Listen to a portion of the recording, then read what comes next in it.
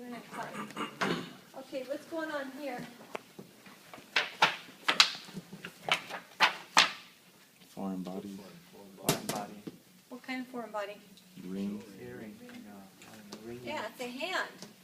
Oh, and they pat it across their. Well, kind of. They're holding their, what's this ring? The colostomy. So they're holding the tip in the colostomy. Because there's really no way to keep the tip in. You can't like blow up a balloon. It looks like a little flower. You know, the intestine is kind of real pink, a reddish, and it sort of looks like a flower. And that's, you know, the opening of the colostomy.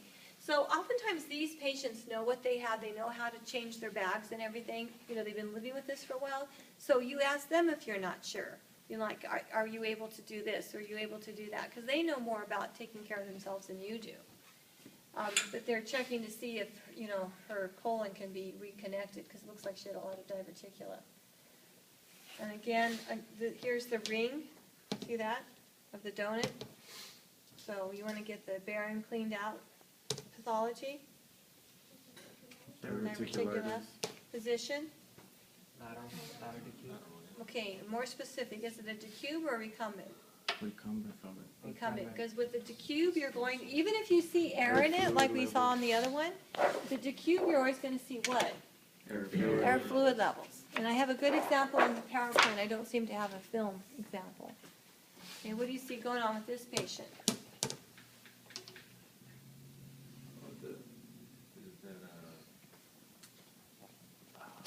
Well, the Bizor was in the stomach.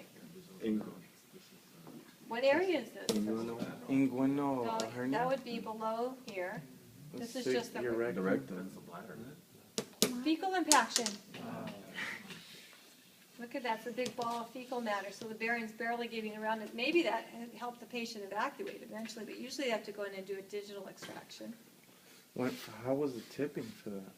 Well, they got the, yeah, I mean, they got the tip in, but, you know, it stops, the ball of the fecal matter stops right beyond where the, you know, anus is, so.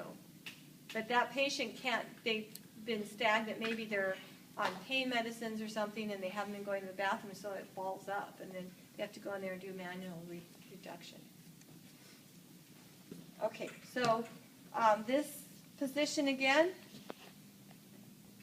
PA, and the pelvis looks a little more short too when you do a PA than an AP, but the barium you can see in the transverse versus this one, which is AP because we have air in the transverse.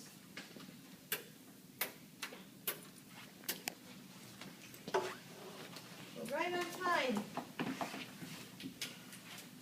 Okay, so we talked about this one the other day. The differences in contrast between this one and this one and this one.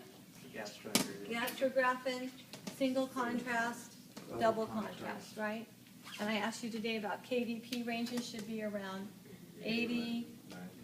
Well, single is very dense, so 110. yeah, like 110 to 120, and then air contrast 90 to probably 100. Okay, position. I mean, that's AP. AP.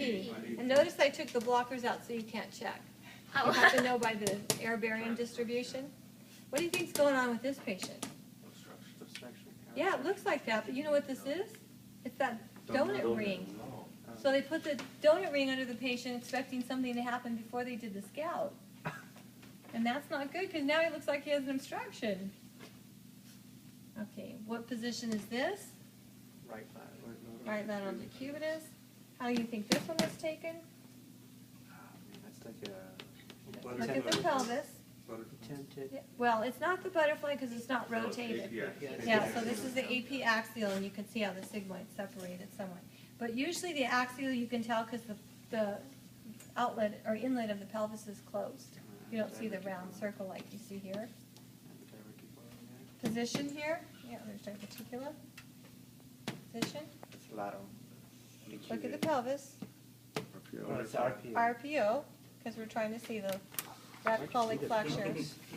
There's no air fluid levels. It's not a decube. Okay. And so this is an example where they had an intussusception pretty early in the sigmoid. As they forced the barium, it started to unfold, and they finally got to the cecum. I was present when they were doing this study at the hospital, and this poor baby was crying his head off. He was about 3 years old. You know, the mother was crying, the baby was crying. I'm sure he was in a lot of pain, but this prevented him from having to go to surgery. So it wasn't therapeutic, you know, and you just have to have really good communication. Explain to the parent that, you know, I know this is going to be uncomfortable for him, but this will be better than him having to go to surgery, right?